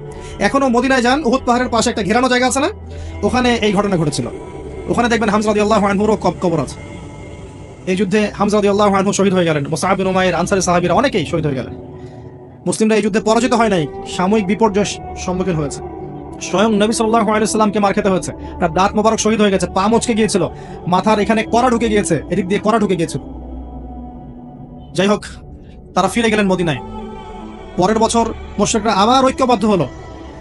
মদিনার মধ্যে 3টা ইহুদি গোত্র ছিল, বনু কুরাইজা, বনু কাইনুকা, আর একটা হচ্ছে বনু নাজির। এই বনু নাজিরকে আগে বের করে দেওয়া হয়েছে। বনু কাইনুকার সাথে যুদ্ধ হয়েছে, আর বনু কুরাইজা এদের সাথে চুক্তি ছিল, তোমরা আমাদের বিরুদ্ধে কাউকে সাহায্য করবে না। কিন্তু আহজাবের যুদ্ধে, খন্দকের যুদ্ধে পরের বছর এই বনু কুরাইজা মুশরিকদেরকে সাহায্য করা শুরু করলো, গাতাফান গোত্রকে সাহায্য করা শুরু করলো। 10,000 সৈন্য নিয়ে খন্দকের মাঠে কুরাইশরা মদিনা আক্রমণ করলো। এই যুদ্ধে নবী সাল্লাল্লাহু আলাইহি ওয়াসাল্লাম পরামর্শ করছেন কি করা যায়, আমরা কি বাইরে গিয়ে ফাইট করবো নাকি ভিতরে? সালমান আল ফারসি তিনি পরামর্শ দিলেন বরং আমরা খন্দক খুঁড়ে ফেলবো, ওদেরকে আমাদের দিকে আসতে দিব না, আমরা ওদের এখানে যাচ্ছি না, এখান থেকে ডিফেন্ড করবো। আর এই কৌশলটা আরবে কেউ জানতো না তখন। ওরা এসে হকচকিয়ে গেল, যেটা কোন টেকনিক, তারা আর আক্রমণ করতে পারলো না, অবরোধ করে রাখলো মদিনাকে, কিন্তু টিকতে পারলো না। খাবার রসদ সব শেষ হয়ে গেল, আল্লাহ পাক ধূলি ঝড় পাঠালেন, শীতের ঝড় পাঠালেন, এই গজবে ওরা ওখান থেকে পালিয়ে যেতে বাধ্য হলো, শেষ। 10,000 সৈন্য নিয়ে কিছু করতে পারলো না। তারপরের বছর নবীজি বললেন এই যুদ্ধে আনসারদের বড় একজন সাহাবী সাদ বিন মুআজ রাদিয়াল্লাহু আনহু তিনি শহীদ হয়ে যান। আর নবীজি বলেন এরপর থেকে আমরা আক্রমণ করবো, তারা আর আমাদেরকে আক্রমণ করতে পারবে না। এরপর থেকে নবী সাল্লাল্লাহু আলাইহি ওয়াসাল্লাম আরো বেশি দাওয়াতি কাজ বাড়ালেন, গোত্রে গোত্রে দাওয়াতি কাজ শুরু হলো। এক পর্যায়ে আরবের আশপাশে অন্যান্য যে বড় বড় শত্রুগুলো ছিল এদেরকে ডিফেন্ড করা শুরু হলো। এবং একদিন নবী সাল্লাল্লাহু আলাইহি ওয়াসাল্লাম বলেন আমি স্বপ্ন দেখেছি যে আমি কাবা ঘর তাওয়াফ করছি, তোমরা আমার সাথে আছো। সাহাবীরা বলেন সুবহানাল্লাহ। সাহাবীরা এবার বুঝতে পারলেন নবী সাল্লাল্লাহু আলাইহি ওয়াসাল্লাম মক্কার দিকে যাবেন। তিনি মক্কা অভিমুখে রওনা হলেন 1400 সাহাবীকে নিয়ে। হুদাইবিয়া নামক জায়গায় কাফের আটকে দিল, যাওয়া হবে না, উমরা করা হবে না, ফিরে যেতে হবে। এক পর্যায়ে চুক্তি হয়ে গেল। চুক্তির দফাগুলো সবগুলোই মনে হচ্ছে বাহ্যিক চোখে ওদের দিকে যাচ্ছে, কিন্তু আসলে আমাদের দিকেই ছিল। ওরা বলল আপনাদেরকে ফেরত যেতে হবে, পরের বছর আসবেন নিরস্ত্রভাবে 3 দিনের জন্য, তারপর উমরা করতে পারবেন। নবীজি বলেন ঠিক আছে ডিল, আমাদের কেউ আপনাদের দলে গেলে ফেরত দিতে হবে, আপনাদের কেউ আমাদের দলে আসলে আমরা ফেরত দিব না, ঠিক আছে। আগামী 10 বছর আমরা কেউ কারোর সাথে লড়বো না, ঠিক আছে। সবকিছু মেনে নিলাম। নিয়ে নবী সাল্লাল্লাহু আলাইহি ওয়াসাল্লাম ব্যাক করলেন মদিনায়। ওই বছর উমরা করা হলো না। এবার এখান থেকে দেখেন কি হলো, এই জায়গা থেকে দেখেন। এই যে 10 বছরের জন্য আমরা কুরাইশদের সাথে সন্ধি করলাম যে 10 বছর আমরা কারোর সাথে লড়বো না, কেউ কারোর সাথে লড়বো না, তারা আমাদের সবচেয়ে বড় শত্রু ছিল, তাদের হাতটাকে চেপে ধরা হলো। 10 বছর আমরা কেউ কারোর সাথে লড়বো না, এবং তারাও আমাদের কোনো শত্রুর বিরুদ্ধে আমাদেরকে সাহায্য করতে পারবে না, চুক্তি। এখন নবীজি সুযোগ পেয়ে গেলেন বাকিদেরকে সাইজ করার। কথা কি বুঝতে পারছেন? ঠিক বাসায় ফিরেই নবী সাল্লাল্লাহু আলাইহি ওয়াসাল্লাম খায়বার অভিমুখে রওনা হলেন, ওখানে ইহুদিদেরকে আক্রমণ করলেন। এবার ইহুদিদেরকে আর এরা সাহায্য করতে পারবে না। হোয়াট এ ডিপ্লোমেসি, মানে কত বিচক্ষণতা, চিন্তা করেন। এবার খায়বারে ওরা আর আমাদেরকে দমন করতে পারলো না, সবগুলো দুর্গ জয় হয়ে গেল। এক পর্যায়ে এই খায়বার বিজয়ের পরে মুসলিমদের সম্পদ বাড়তে লাগলো। খায়বার বিজয় মানেই আলী রাদিয়াল্লাহু আনহু। আলী রাদিয়াল্লাহু আনহুর এমন বীর বিক্রমে যুদ্ধ ছিল এখানে, যেটা ইতিহাস লিখতেও কলম ব্যয় করতে পারে নাই। এক পর্যায়ে দেখা গেছে তার হাত থেকে ঢাল পড়ে গিয়েছিল, বিসমিল্লাহ বলে লোহার যে দরজা এটা কপাট খুলে এনে ঢাল বানিয়ে লড়াই করেছেন। হ্যাঁ, এগুলো কিন্তু গাল গল্প কেচ্ছা কাহিনী নয়, আল্লাহর মুজিজা, আল্লাহর মারিফত, এগুলো আল্লাহ পাক দেখিয়েছেন। মারহাব নামে একজন যোদ্ধা ছিল, একাই 100 জনের সাথে লড়াই করতে পারে, একটা কোপে তিনি পুরো মাথা দ্বিখণ্ডিত করে ফেলেছেন। আলী রাদিয়াল্লাহু আনহু, আলী রাদিয়াল্লাহু আনহু, যার যে সাহাবীর জীবনী পড়লে আমারও ঈর্ষা হয়। জীবনের শুরু থেকেই তিনি নবী সাল্লাল্লাহু আলাইহি ওয়াসাল্লামের পাশে ছিলেন শেষ পর্যন্ত। আর এই মানুষটাকে আলী রাদিয়াল্লাহু আনহুকেও শেষ বয়সে গিয়ে এক শ্রেণীর খারেজি তারা জবাই করে হত্যা করেছে। তরবারি দিয়ে মাথায় আঘাত করেছিল, গলা আঘাত করেছিল, গলার আঘাতটা তিনি ঠেকিয়ে দিয়েছিলেন, মাথার আঘাতটা লেগেছে। এই আঘাতের রক্তে তার দাড়ি রঞ্জিত হয়ে যায়। এর ফলে তিনি ইন্তেকাল করেন, শহীদ হন শেষ বয়সে। যে হত্যা করেছে সে বলেছিল, সে এমনই ব্যক্তি ছিল অপদার্থ নরধম, যার নাম ছিল আব্দুর রহমান। সে বলেছিল যে আল্লাহর শুকরিয়া যে আল্লাহ আমার হাতে সবচেয়ে নিকৃষ্ট ব্যক্তিকে হত্যা করালেন। নাউজুবিল্লাহ, কি ফিতনা তখনও ছিল, চিন্তা করেছেন? এটা ওই যুগের কথা বলছি, ওই যুগেও এরকম ফিতনা ছিল। আলী রাদিয়াল্লাহু আনহুর যুগে অভ্যন্তরীণ ক্রন্দল ছিল, খারেজিরা তাকে হত্যা করেছে। যাই হোক, খায়বার বিজয়ের পরে মুসলিমদের আর্থসামাজিক অবস্থা, অর্থনীতির সবকিছু উন্নতি হয় এবং মুসলিমরা অনেক ভূগর্ভস্থ সম্পত্তি পায়, অ্যাসেট পায়, জমি পায়, সোনা দানা পায়, সবকিছু সমৃদ্ধশালী হয়ে যায় মুসলিমরা। এরপরে নবী সাল্লাল্লাহু আলাইহি ওয়াসাল্লাম পররাষ্ট্রনীতি শুরু করেন। রোম সম্রাটকে দাওয়াত দেন, পারস্যের সম্রাটকে দাওয়াত দেন, মিশরের সম্রাটকে দাওয়াত দেন। এই হেরাক্লিয়াস, মুকাউকিস, পারভেজ, খসরু, এই যে বাজান, বাইজেন্টাইন এম্পায়ার, তারপরে আপনার এই বাহরাইন, সমস্ত জায়গায় তিনি দাওয়াতি মিশন পাঠান। কেউ কেউ ইসলাম কবুল করেছে, কেউ করে নাই।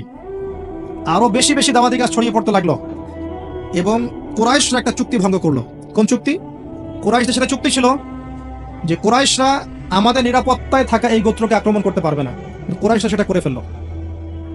এর ফলশ্রুতিতে নবী সাল্লাল্লাহু আলাইহি ওয়াসাল্লাম 10,000 সেনাবাহিনী নিয়ে মক্কা অভিমুখে রওনা হলেন। এই সেনাবাহিনীর বহর দেখে আবু সুফিয়ান পর্যন্ত ইসলাম কবুল করতে বাধ্য হল। মক্কায় মুসলিমরা বীর দর্পে প্রবেশ করলো, বিনা যুদ্ধে মক্কা জয়। যতগুলো মূর্তি ছিল সমস্ত মূর্তি ভেঙে ফেলা হলো। নবী সাল্লাল্লাহু আলাইহি ওয়াসাল্লাম আয়াত তেলাওয়াত করলেন, ওয়াকুল জাআল হক ওয়া যাহাকাল বাতিল ইন্নাল বাতিলা কানা যাহুকা। বেলাল রাদিয়াল্লাহু আনহু কাবা ঘরের উপরে উঠে আযান দিলেন। নবী সাল্লাল্লাহু আলাইহি ওয়াসাল্লাম সবাইকে মাফ করে দিলেন, সবাইকে মাফ করে তিনি রাষ্ট্রীয় ক্ষমা ঘোষণা করলেন। এরপরে হুনাইনে যুদ্ধ হয়েছে, তারপর মাত্র 83 দিন নবী সাল্লাল্লাহু আলাইহি ওয়াসাল্লাম বিদায় হজের পরে বেঁচে ছিলেন। মক্কা বিজয়ের পরে তিনি কিছুদিন মক্কায় থেকে মদিনায় চলে যান, তারপর আবার বিদায় হজে আসেন। বিদায় হজে এসে তিনি সেই বিখ্যাত ভাষণগুলো দেন যে আজকে সাদার প্রতি কালোর, কালোর প্রতি সাদার কোনো ভেদাভেদ নাই, আরবে অনারবে কোনো ভেদাভেদ নাই, সমস্ত জাহিলিয়াতকে আমি আমার পায়ের তলে পিষ্ট করে গেলাম, সুদকে পিষ্ট করে গেলাম, তোমরা সবাই আদম সন্তান, আদম মাটির সন্তান। এরকম সমস্ত লেকচারগুলো তিনি দিয়ে গেলেন, মাত্র 20 মিনিটের লেকচার। একটা লেকচার যদি কনস্ট্রাকটিভ হয়, তার মধ্যে যদি মূল কথাগুলো থাকে, একটা ছোট্ট সংক্ষিপ্ত 10 বা 20 মিনিটের লেকচার 1000 বছরের কেচ্ছা কাহিনীর চেয়ে অনেক উত্তম। তো লম্বা লম্বা কেচ্ছা কাহিনী বলতে হবে কি জন্য?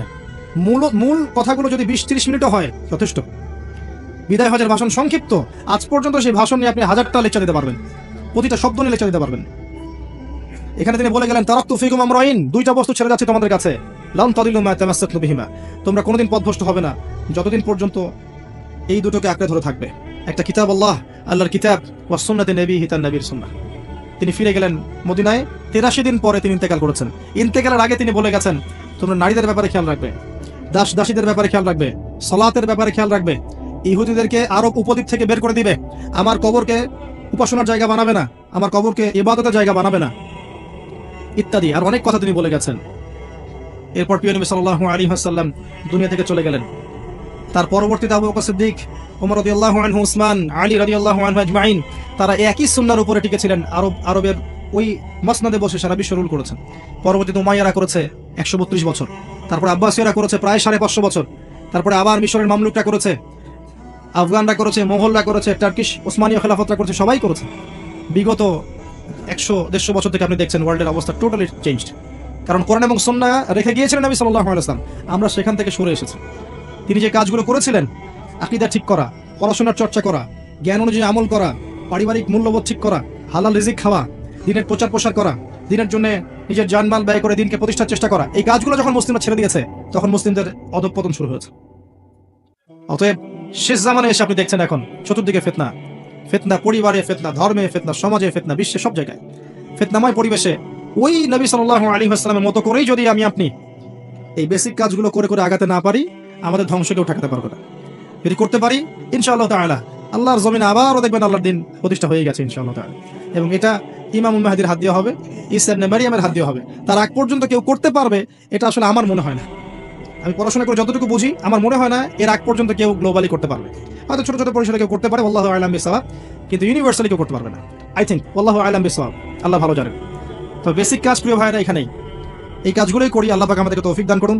অত বড় স্কেলে চিন্তা করা আপাতত বাদ দেই, নিজে ঠিক হই, নিজে ভালো হই, তওবা করি, পাপগুলোকে ছেড়ে দেই, জ্ঞান অর্জনের চেষ্টা করি, আমল করার চেষ্টা করি, নিজের জীবনটাকে মূল্যায়ন করি, সময়কে সুন্দর করে বিন্যাস করি, প্রফেটিক লাইফস্টাইল ফলো করি, প্রফেটিক লাইফস্টাইল। 5 ওয়াক্ত নামাজটা জামাতে পড়ার চেষ্টা করি, রমজান মাসটা কাজে লাগাই, সাধ্যমতো দান সাদাকা করি। আল্লাহর রাস্তায় আমরা চেষ্টা করি আমাদের পারিবারিক আদর্শ ঠিক করার জন্য, জানা অনুযায়ী আমল করার জন্য, হালাল খাই, হারামে না যাই। যতটুকু আল্লাহ পাক সামর্থ্য দিয়েছেন কথা বলার বা লিখার বা অর্থনৈতিক বা টাকা পয়সা, এগুলো দিয়ে দিনের জন্য কিছু করার চেষ্টা করি, দিনে ছোট ছোট কিছু কাজ করার চেষ্টা করি, সবার মাঝে ইউনিটির চেষ্টা করি, বিভক্তির সৃষ্টি না করি, এবং সব মুসলিমদেরকে আমাদের ভাই মনে করি।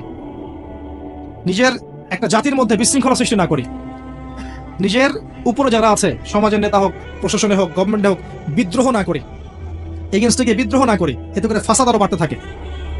সবার শুভাকাঙ্ক্ষী হই, সবার জন্য দোয়া করতে শিখি, সবার ভালোটুকু নেওয়া শিখি, খারাপটা ছেড়ে দিই, সবাইকে আমার ভাই মনে করি, এই পুরো জাতিটাকে নিজের মনে করি। দেখবেন ইনশাআল্লাহ তাআলা আস্তে আস্তে আস্তে আস্তে আমাদের দ্বারা যতটুকু খেদমত সম্ভব আল্লাহ হয়তো আঞ্জাম দিবেন। যদি আমরা যোগ্য না হই, আল্লাহ পাক আমাদেরকে সরিয়ে দিবেন। এমন প্রজন্ম নিয়ে আসবেন যারা ইনশাআল্লাহ তাআলা আল্লাহর জমিন, আল্লাহর দ্বীনের পতাকা নিয়ে এগিয়ে যাবে ইনশাআল্লাহ। আমরা দোয়া করি আল্লাহ পাক আমাদের পরবর্তী প্রজন্মকে কবুল করুন, আমাদেরকে কবুল করুন, আমাদের মা বোনদেরকে কবুল করুন, আমাদের যুব সমাজকে কবুল করুন।